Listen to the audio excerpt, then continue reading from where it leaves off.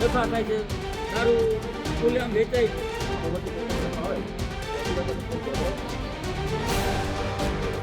નમસ્કાર. જે ગુજરાતમાં દારૂબંધી છે ત્યાં દારૂ ખુલ્લેઆમ વેચાય છે તેના સમાચાર અત્યારે ખૂબ સામાન્ય છે. જ્યારે આ દારૂ બને છે, તે વેચાય છે અને પીવાય છે ત્યારે સૌથી વધારે તેનો ભોગ કોણ બને છે?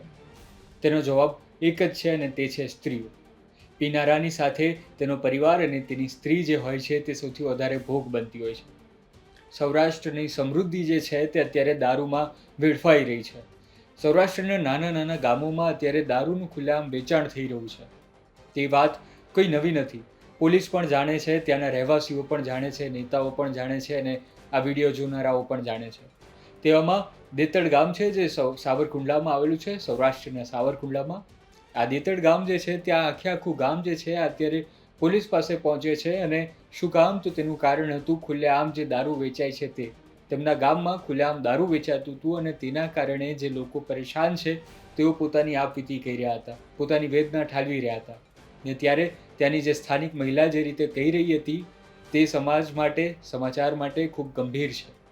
આ ખુલ્લેઆમ દારૂ જે વેચાઈ રહ્યો છે તેનો વેપલો જલ્દીથી જલ્દી બંધ થવો જોઈએ તેવી સમાજની માંગ છે. પહેલાં આ વિડીયો જુઓ અને જણાવો કે સૌરાષ્ટ્રના કયા કયા ગામોમાં દારૂ વેચાઈ રહ્યું છે અને ત્યાં બંધ કરવા માટે પોલીસ પગલાં લઈ રહી છે કે નહીં.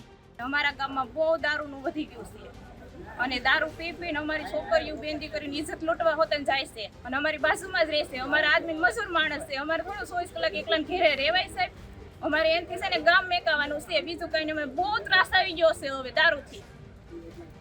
અને તમારા આદમીને ઘેરના ટીકડા દારૂમાં પાઈ દે છે અને રાતે અમારે વંડીઓ હોત ને ટપ્પા આવે છે સાહેબ. હવે અમારી એવડી દીકરીઓ છે, અમારે એને ક્યાંય જવા દે, અમે નદીને કાંઠે રહીએ છીએ સાહેબ. કે પછી અમે છોકરીઓને કરી નાખશે તો કાંક, તો પછી અમારે કોની ઉપર જવાનું લેવા? તમે ક્યાં રજૂઆત કરવા આવ્યા છો?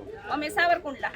ત્યારે ગામમાં હું ઉપસરપંચ છું, મારા ઘરના સરપંચ છે અને અમારા ગામમાં દારૂનું દૂષણ બહુ વધી ગયું છે અને એના હિસાબે બેન દીકરીઓને બહાર નીકળવું બહુ તકલીફ પડે છે.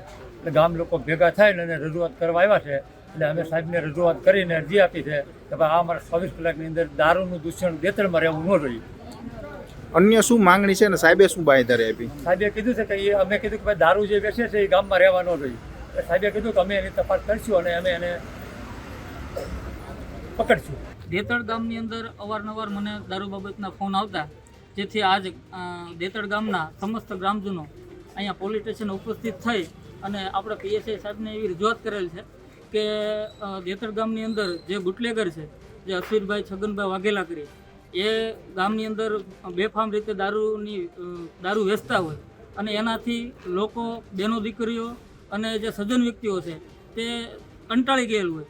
તે બાબતે આપણે પીએસઆઈ સાહેબને રજૂઆત કરેલ છે અને એક આગેવાન તરીકે પણ આપણે 24 કલાકની અંદર સાહેબ પાસે એવી માંગણી કરેલ છે કે દેતડ ગામની અંદર 24 કલાકની અંદર સદંતર દારૂનો વેપલો એ બંધ થવો જોઈએ અને ગામને શાંતિ અને સુલેહનો ભંગ ન થાય તેની જાળવણી પણ પોલીસ તંત્ર દ્વારા કરવામાં આવે તેવી માંગણી કરવામાં આવી છે. લેખિત રજૂઆત?